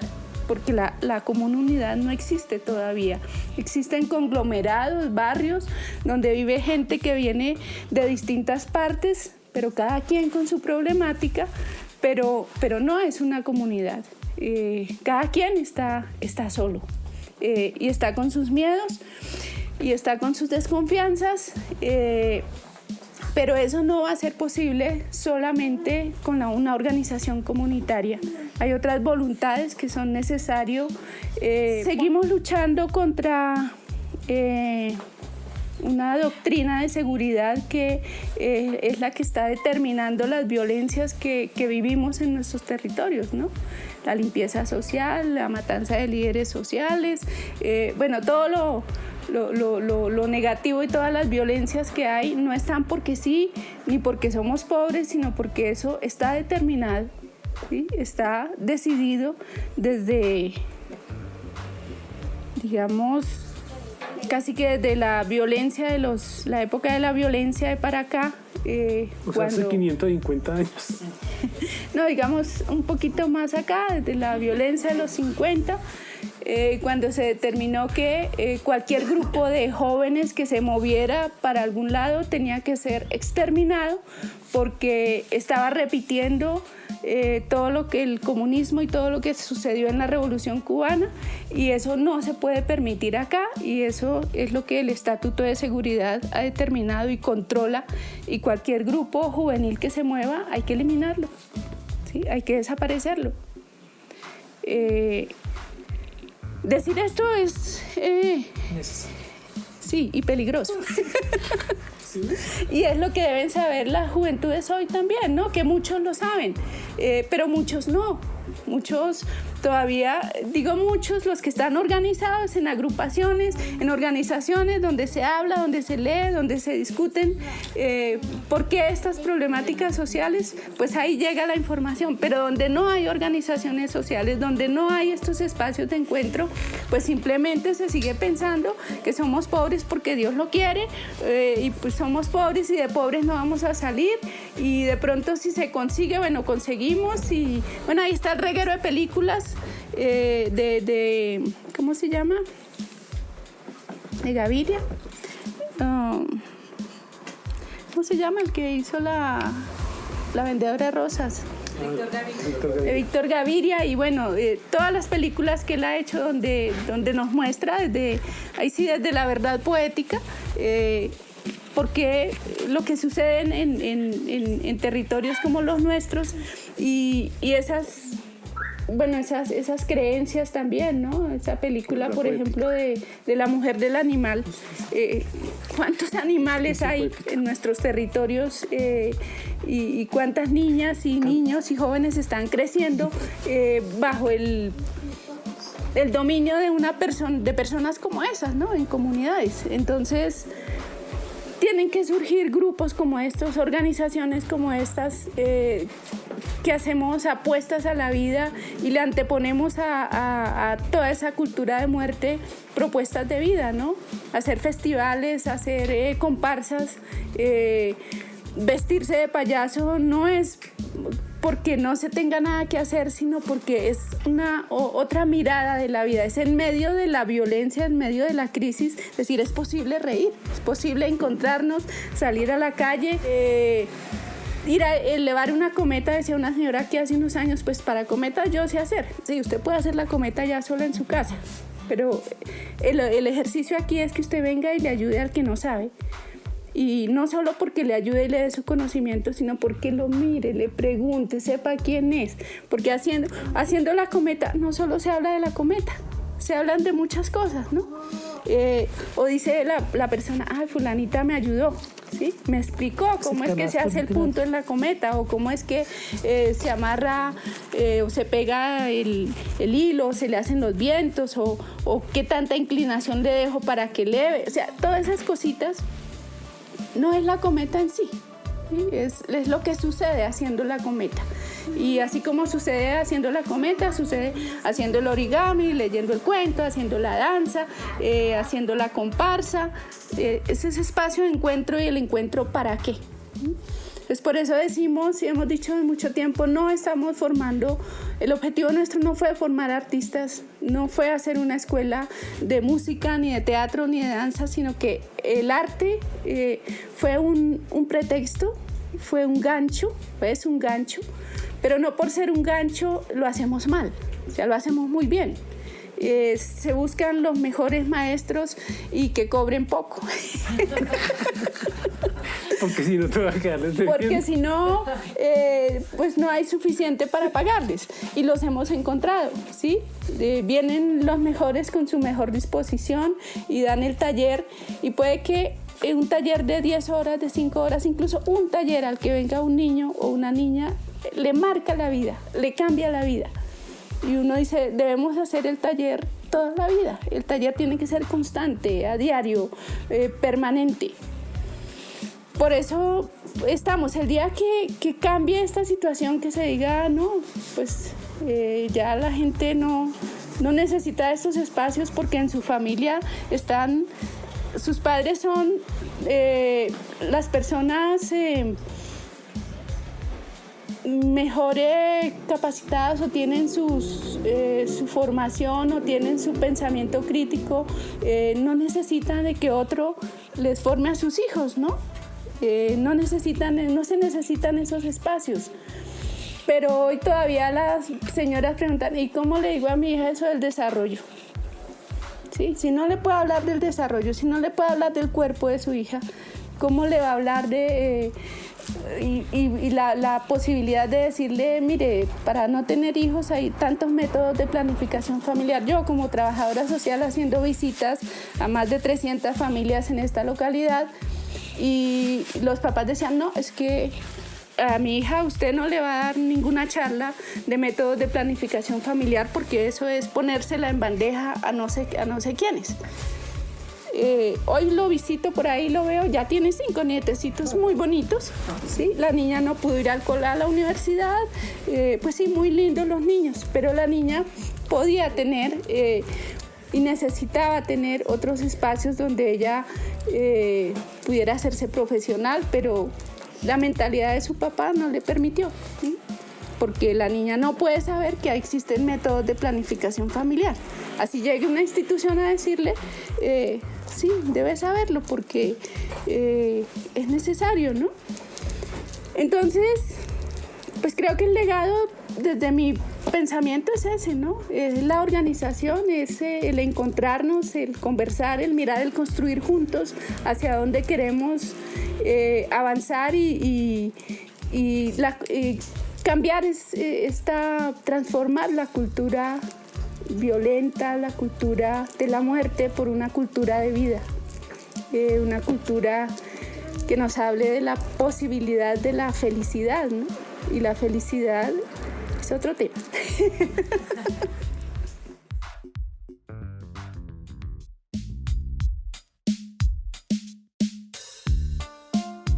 Yo diría por ahí 3 cosas en ese sentido. Lo primero es que creo que el legado es que se ha logrado mostrar un camino, una manera, ¿sí? Por aquí puede hacerse, creando una biblioteca. Y parte del legado es que, por ejemplo, yo soy maestro de escuela rural hace ya unos 3 años, y en estos 3 años fundé una biblioteca escolar que está abierta a la comunidad, porque creo que por ahí es el camino. Entonces, digamos que la promotora ha mostrado un camino. Es una posibilidad dentro de muchas otras, pero ahí hay una, y yo aprendí cómo hacerlo.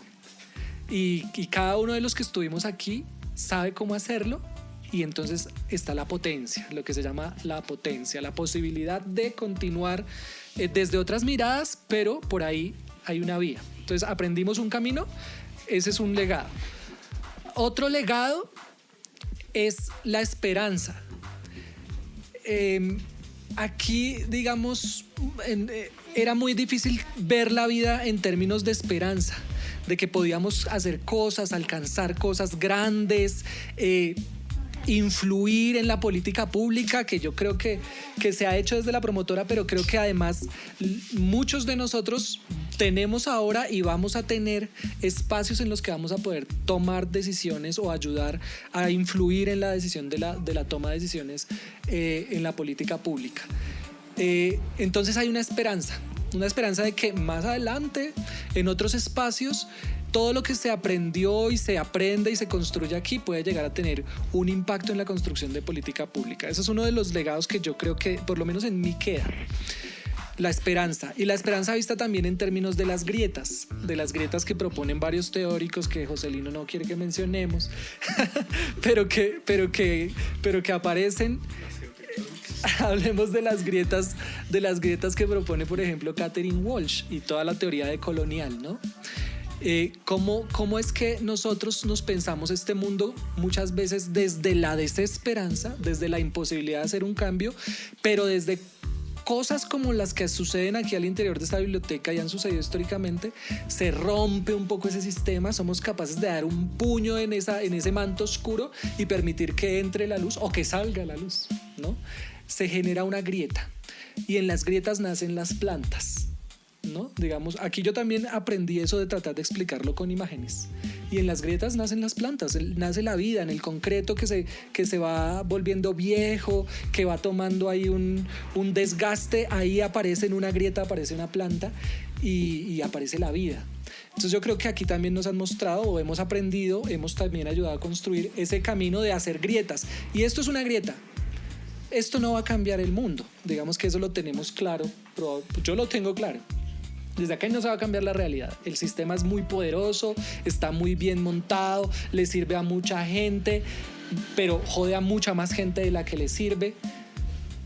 Pero hay la posibilidad de hacer grietas, de romper un poco ese sistema y desde ahí empezar a tener por lo menos la esperanza. Eso creo que es el otro legado. Y un último legado, dentro de más probablemente que podríamos mencionar, está el ejercicio por la búsqueda de la memoria. Y es que aquí se hizo el Tizón. Yo no sé si alcanzaron a hablar de eso cuando salí. Y se escribieron desde antes de que yo naciera. Y ya en el último número yo pude participar también en la redacción y la revisión de los textos.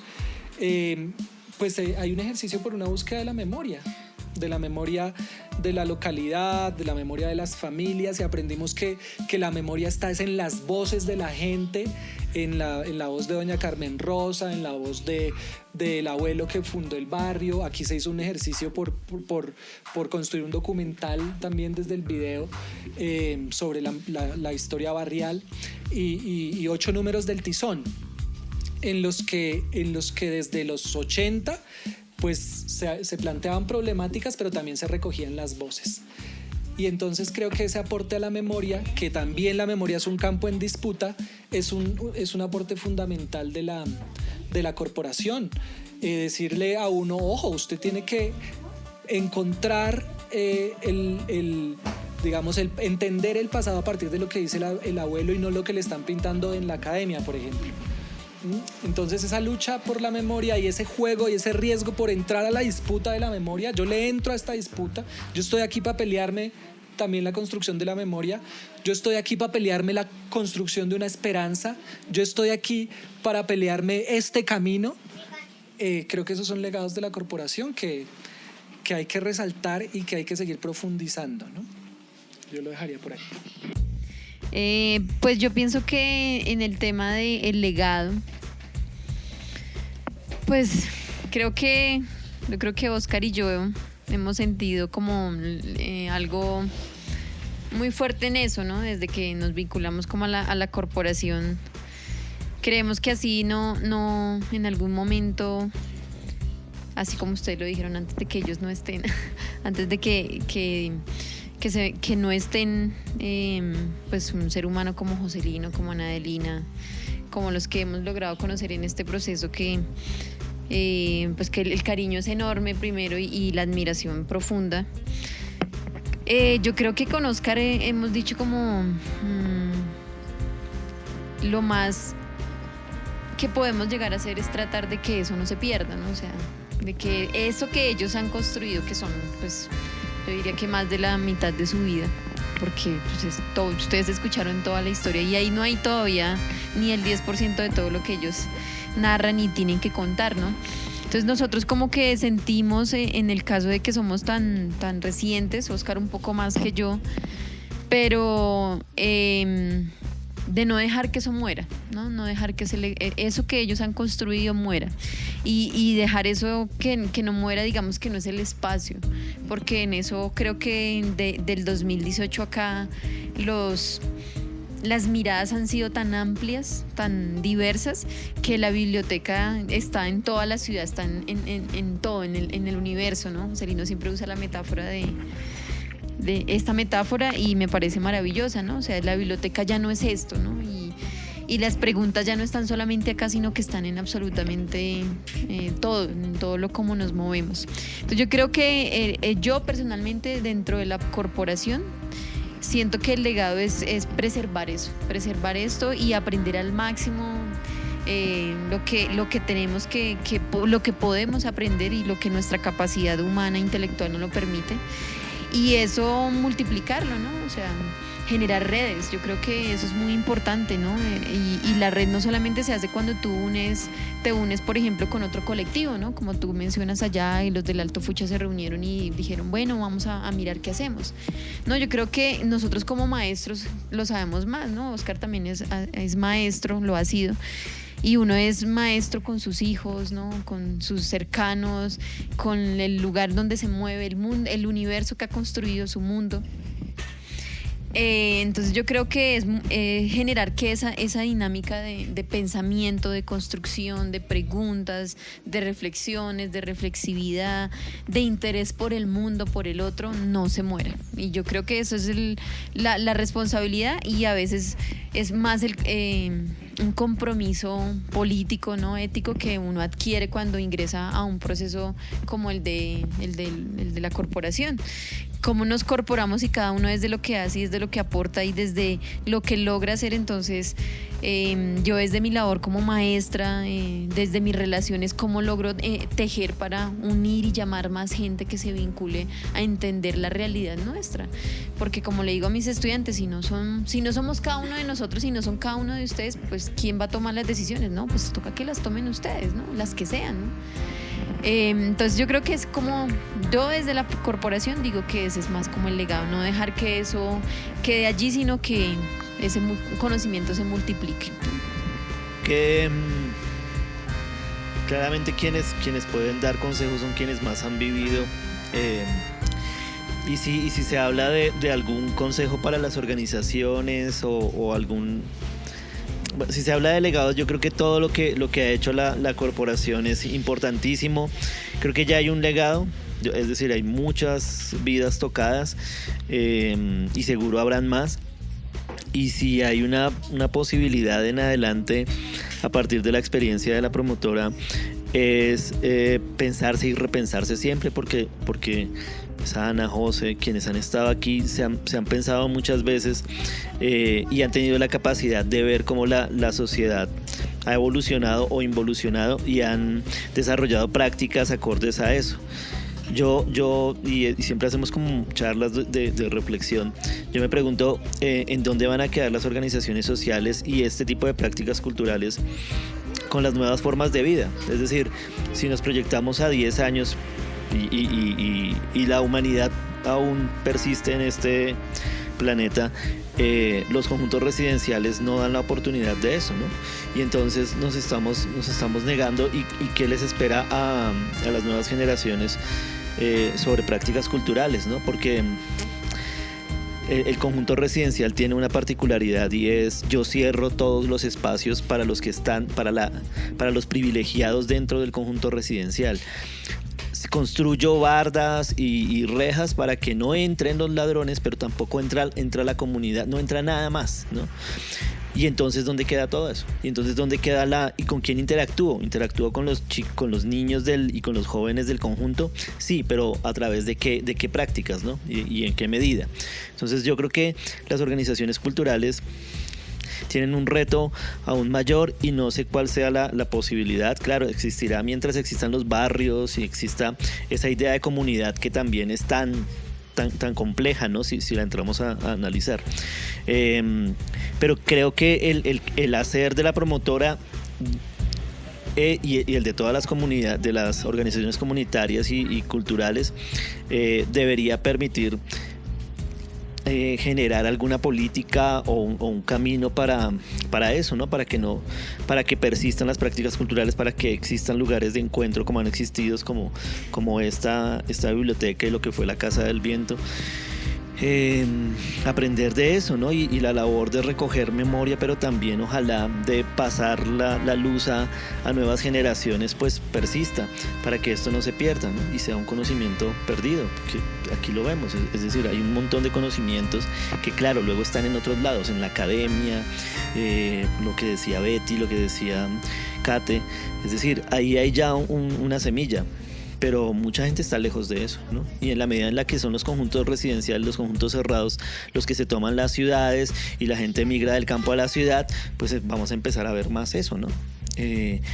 Y pues la barbaridad de quien llega de una violencia o quien llega del campo por alguna razón desplazado, sea por la pobreza o por la violencia, a una ciudad que no lo acoge bien, claramente, y son las organizaciones sociales y culturales quienes los acogen, o hay un sitio en donde encuentro al menos allí, en la medida en la que eso sigue pasando y va pasando y pasa mucho más, y tristemente en Colombia no deja de pasar, la falta de organizaciones sociales y sobre todo el no hacer de las organizaciones del Estado, es decir, del Estado más bien, el procurar acabar por ejemplo con la biblioteca, lo que decíamos del alcalde local, quemar la Casa del Viento, acabar los recursos, la nueva moda post pandemia o post COVID, que es tomar los 100 millones de antes, convertirlos en 90 y ahora repartirlos en 90 organizaciones, ¿no? A cada una es un milloncito y silencio. Y estamos haciendo por reactivar, y esa es la moda y es lo que viene, y entonces en ese sentido pues las organizaciones van a perder mucha fuerza o van a tener que hacer todavía más esfuerzos para lograr mantenerse y hacer algo mínimamente, ¿no? Entonces lo vemos ahora con lo que pasó con la red de eventos, con todo lo que está haciendo. Claro, los procesos tienen que evolucionar, pero no es desde el Estado donde se está reconociendo y donde se está ayudando. Entonces, si no es de ahí, pues tiene que ser la comunidad la que venga a defender sus organizaciones, y si no es la comunidad, entonces se va a convertir en una labor de Quijotes, ¿no? De los conjuntos residenciales han habido dos experiencias, y me la acordaste ahorita con la llamada que hicieron, dos experiencias que llaman la atención. La primera es que en este momento en los conjuntos residenciales tienen unos bombas de tiempo tenaces, ¿sí? De la población que están llevando ahí. Es una población que es, pues normalmente son viviendas de interés social y meten 900 familias, no sé, una cantidad enorme de gente, y los pedos que se arman ahí son, pero una vaina brutal. Y entonces cuando llaman a las instituciones que habrían de darle salida a eso, ellos hacen el contrato, y el contrato es normalmente con los que saben. Entonces se presentan ahí las universidades, y las universidades van, miran, hacen el análisis y demás, y entonces dicen ¿qué hacemos? Y entonces nos llaman a nosotros. Nos llama y nos ponen a echar carreta de cómo es que hacemos nosotros en los barrios para mantener este tipo de procesos, ¿sí? Y les dijimos, sí les decimos, pero eso es caro. La segunda vez sí, la segunda vez ya nos llamaron fue constructoras, ¿sí? Porque parece ser que ahora les están cambiando, antes de hacer la intervención a nivel del edificio, ellos también les toca comenzar a prever lo de la población. No sé por qué tipo de elemento hay, entonces ya la última llamada fue esa, ¿no? Y entonces, pues nosotros sí, pero bueno, pues es un abstracto que es necesario llevarlo a cabo, ¿cierto? Lo mismo que en las plazas de mercado. Sí, sí es necesario hacer el tejido social ahí, por ese lado, y llevar a cabo este determinado tipo de proceso, pero es que ya eso no es gratis. Eso ya tiene unos costos. Yo creería que en este momento hay esa condición, y no solamente que uno se lo perciba. La Organización Mundial de la Salud también dijo y declaró que los trabajadores del arte habrían de formar parte de la Organización Mundial de la Salud. O sea, el problema de mirar el arte ya en ese tipo de las artes liberales ya parece que la cosa comienza a ponerse en jaque, ¿sí? Porque ya están reclamando desde allá que la mediación hacia los problemas de salud pública habrá de hacerse a través de los elementos del arte.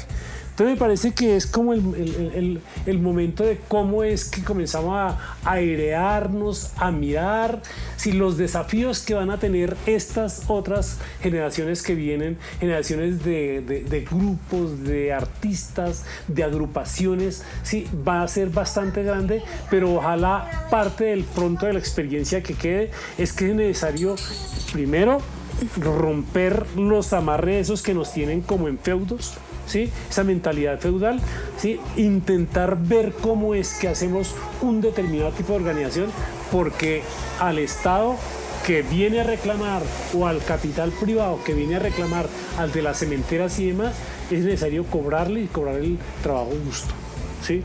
Y yo veo esa posibilidad que está comenzando a abrir, ¿no? Porque el problema son bombas de tiempo que ellos tienen. Esa vaina estallada, eso después no hay quien controle. ¿Sí? Y son estas organizaciones, estos grupos, esta gente que se ha trabajado en la calle y que nos hemos trabajado de alguna manera los territorios en estas dimensiones, como podemos sacarle las castañuelas del fuego. No son las universidades, aunque son muy válidas, sí, yo sé.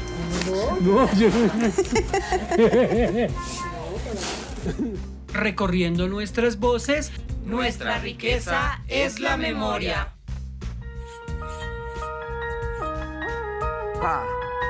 El retorno del guerrero. Hasta la victoria siempre venceremos. He retornado del gueto y digo con mi voz: en esta vida nacido no me daré por vencido. Así yo solo encuentré dolor, así la desesperación me ate, me ataque hasta pensar mi vida, cegarme. Me esforzaré para dar un paso más hasta encontrar mi luz.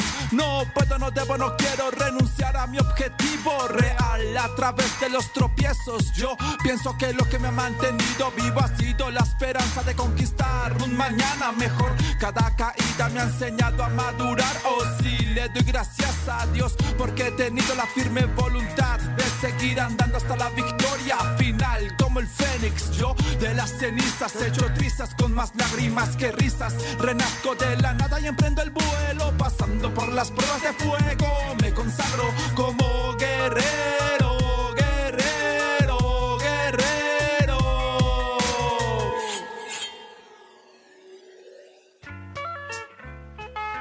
Ghetto, yeah, yo. Ghetto. Rápidamente le cuento lo que pasa en mi gueto. Rápidamente le